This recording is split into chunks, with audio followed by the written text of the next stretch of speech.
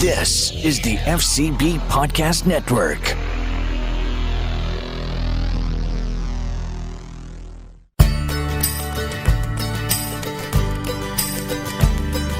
They freed us all from tyranny, risked everything for liberty, and they fought so we would be America, land of the free.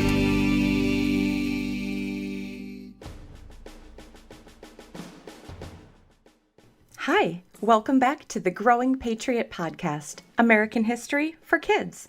I'm your host, Amelia Hamilton. We've been talking about America's founding period for years now, and that is a lot to remember. So in this episode, we're going to talk about 7 moments I really don't want you to forget.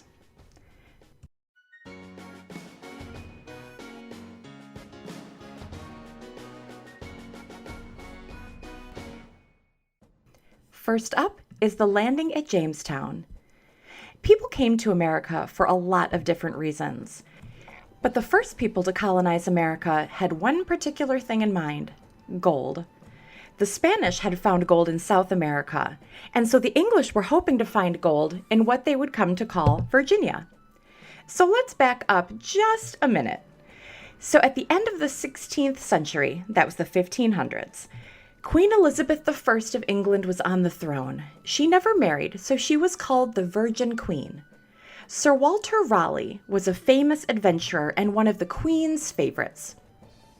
And historians think that Sir Walter Raleigh suggested the colony be named Virginia after her in around 1584, which was the year she gave him permission to colonize that region that would become Virginia. There were a couple of different voyages before Jamestown, but none of them became permanent settlements. In fact, those places that he first went ended up not even being Virginia. They're now what we call North Carolina. And England had spent a lot of money for those colonies that didn't even work, so they were a little bit nervous about trying again. But then in 1603, Queen Elizabeth died, and since she didn't have any children, the crown went to her cousin's son. He became King James I. I know, this is all getting a little bit confusing, but stick with me for a minute. So King James I, get it? James, Jamestown? So yes, he was willing to try that whole American colony thing again, and this time it was a little bit different. It was something called a joint stock company with the Virginia Company of London. So it was a way to make sure that the crown wouldn't lose as much money if the whole thing went wrong. So in 1607, 144 English men and boys established the Jamestown colony. On May 13th of 1607, 3 English ships, they were called the Susan Constant, the Godspeed, and the Discovery, they landed and planted the first permanent English colony in North America. They were established by that Virginia colony of London and would be called Jamestown after King James I. And this time it succeeded. By 1618, people were paying money just to be able to go to Jamestown and start a new life in that new world. So the site for Jamestown was picked for a few different reasons. First of all, water. It was surrounded by water on 3 sides, and now it's actually fully an island. It's surrounded on 4 sides. But it was pretty far inland, which meant they could defend it against the Spanish if they would decide to attack. The water was deep enough that the English could tie their ships at the shoreline, which basically means good parking. And it was not inhabited at that time by a native population. But things were still really hard. There was disease, drought, there was not enough food. Things changed when a man named John Rolfe introduced a new crop called tobacco. And that ended up making them enough money not just to survive, but thrive. And the Virginia Company even started recruiting women to move there so that the men of Jamestown could start families. Like any settlement, it had its ups and downs, but it did pretty well until a fire in 1698. And when the State House was destroyed in that fire, Virginia's government was moved to Williamsburg, and that started a new era for Virginia. But Jamestown was really the beginning of the American colonies.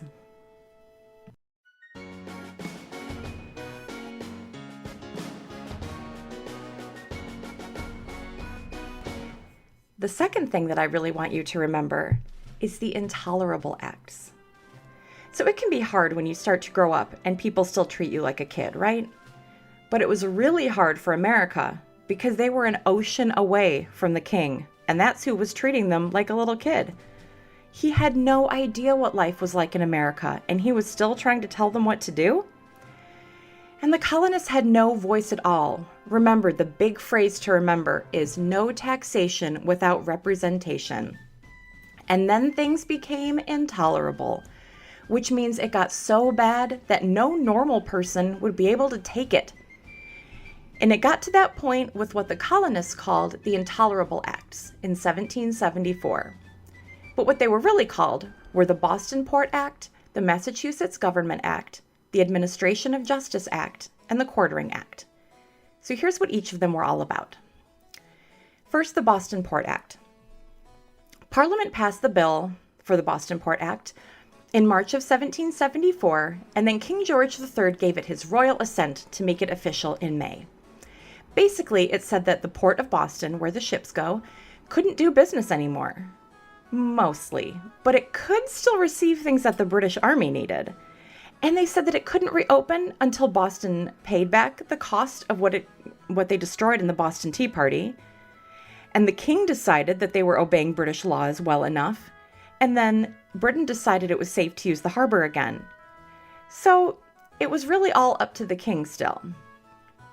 Second was the Massachusetts Government Act. So Massachusetts, like all the other colonies, had their own representatives that governed the colony. Well, not anymore. This act was passed again in May of 1774, but they got royal assent the same day that the Boston Port Act was passed. So King George had a busy day. It used to be that the Massachusetts Council was elected by the people to represent them, but now it was going to be chosen by the king. And not only that, but the new royal governor would choose governors and sheriffs without the council's approval. And not only that, but those sheriffs would choose the jurors that decided if someone was innocent or guilty in a trial. And they didn't want anybody talking about that in town meetings, so those were only allowed to happen once a year now. Basically, the king wanted total control over everything that happened. So there was going to be no freedom in Massachusetts. And if that wasn't enough, here's another thing the king did that day. The third Intolerable Act, the Administration of Justice Acts. And that gave the king the power to move a trial to another colony, or even all the way to Britain. So that took away any chance to get a fair trial of your peers, like choosing the sheriffs and the jurors wasn't already enough. And now for the fourth of the Intolerable Acts, the Quartering Act. This one was a little bit later and got royal assent on June 2nd. And this is the only one that applied to every colony, not just Massachusetts. This one is a little bit misunderstood. What it actually said was that high-ranking military officials were allowed to demand a better place to stay and refuse that the troops be given inconvenient places to stay. So a lot of people think it means that people were forced to let soldiers stay in their houses, but it didn't really say that. What it did say was that they had to be allowed to stay in any empty houses, barns, or extra buildings, and colonists did have to pay for it, which is already pretty gross. So those are the 4 Intolerable Acts. Would you be able to live like that, especially if you were in Massachusetts? I don't think I could, and the colonists weren't going to stand for it either.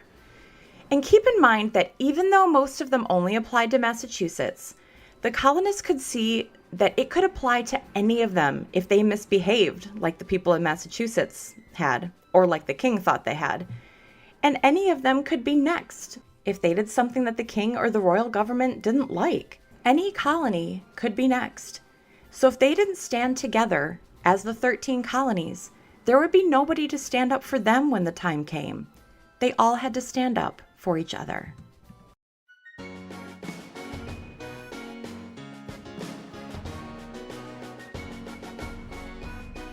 The third thing I want you to remember is a big one that I doubt you would forget. The Declaration of Independence. So the colonies, they didn't just decide to declare independence out of nowhere. They actually tried really hard to make things work and not declare independence. The First Continental Congress met in the fall of 1774 after those Intolerable Acts to talk about what they were going to do. It did show Britain that they were united, but it also showed that they were willing to compromise and try to come to some agreement. They first sent a different declaration, the Declaration of Rights and Grievances. It told the king that the American colonists were equal to all British citizens and that taxation without representation wasn't okay, and they refused to be taxed without representation. But of course, Britain didn't change their ways, and things only got worse. So there was a Second Continental Congress, which met in May of 1775, and that was really different.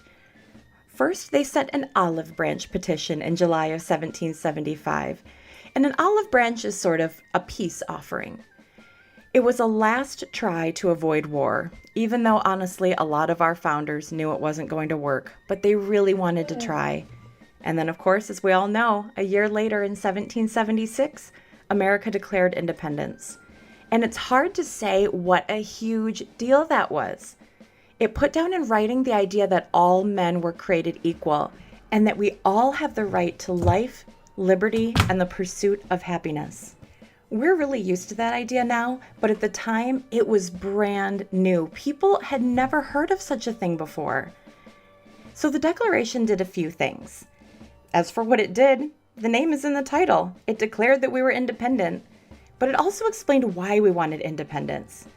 And since we were independent, it meant we were able to get allies, like France. There are three main things I want you to remember about this. It told the world the way a government should be. It listed the complaints the colonists had against Great Britain and let the world know that the colonies were now, quote, free and independent states. And once this was out there in the world, there was no going back. It said that these American colonies were up against one of, if not the, most powerful military in the world.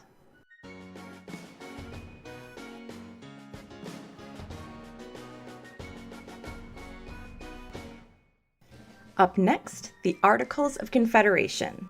Sometimes these get lost in our history, but now that we declared ourselves to be our own country, which came out of the Second Continental Congress, we had to figure out how we were going to govern ourselves. So we became a confederacy, a group of colonies.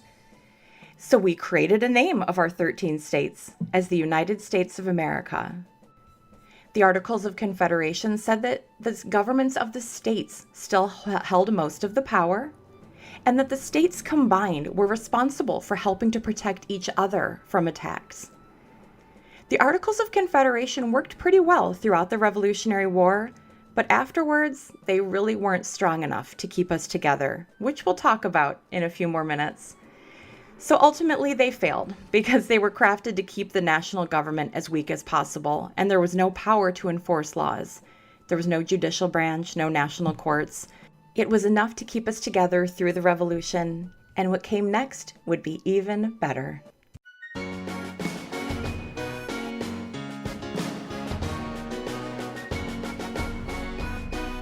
The surrender at Yorktown was a huge deal, and that happened on September 28th of 1781, when America actually won the American Revolution. Well, that's when Cornwallis surrendered at Yorktown, which effectively ended the war, even though it didn't officially end until 1783, when the Treaty of Paris was signed. But the surrender of Yorktown is what you really need to know about. It was the end of the last major battle, the start of our real independence, and it cemented Washington's reputation as a great leader, and it put him on the road to be the first president of the United States. Washington himself called Yorktown an important victory and a glorious event.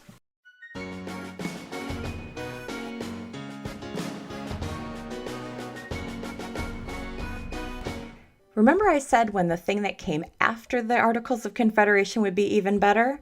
Well, here it is, the Constitution, including the Bill of Rights. So like I said, when the Revolution was over, we needed something stronger than the Articles of Confederation. They just weren't working. So in 1787, delegates met in Philadelphia again from almost every state. And at first, they thought about fixing the Articles of Confederation. That was the plan. But they decided that they really needed to start over and started working on what would become our Constitution. Of course, we did a ton of episodes on the Constitution, so you can get all of the details in there. But here's the basic scoop. The Constitution is a huge achievement because it gives us 4 big things. Checks and balances, which provides each branch of government with powers that can check the other branches of government and stop them from becoming too powerful. It separates the powers so that it balances them out between each other. There's also something called federalism, which again divides those powers between the national government and the state governments. Also limits government, and it makes sure that the federal big government only has the powers that are given to it in the Constitution, and it's not allowed to do anything else. The Constitution also has something called popular sovereignty, and I know that's a big word, but it really means something pretty simple. All of the power comes from the people. They have to give their permission to be governed by electing people. Now, there's also something called republicanism, and that's not political. It doesn't mean Republicans like Republicans and Democrats. So John Adams, one of our founding fathers, said that it means that the government in which all men, rich and poor, magistrates and subjects, officers and people, masters and servants, the first citizen and the last, are equally subject to the laws. So it just means that we are all equal. And then later in 1791, the Bill of Rights was added, which spells out some of the key rights that are protected, and it just makes it super clear that the government cannot step all over the people.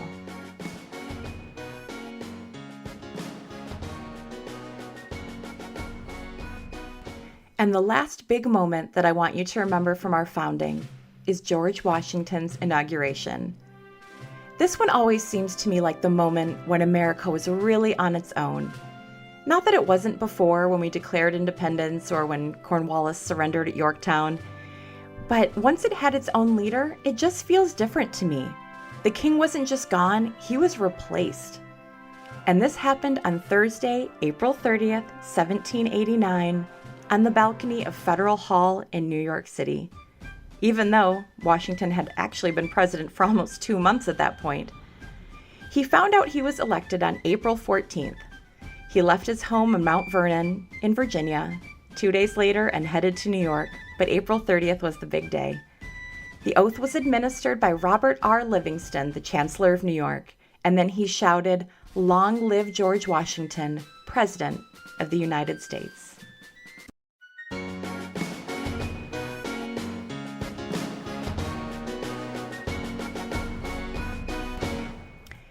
So there you have it, the big moments in our founding history that I hope you will always remember. Which 5 would you have chosen? As always, thank you for listening. You can find out more about us, more about the books, and find every episode at growingpatriots.com or on social media on Facebook, Twitter, and Instagram at Growing Patriots. Can't wait to see you next time.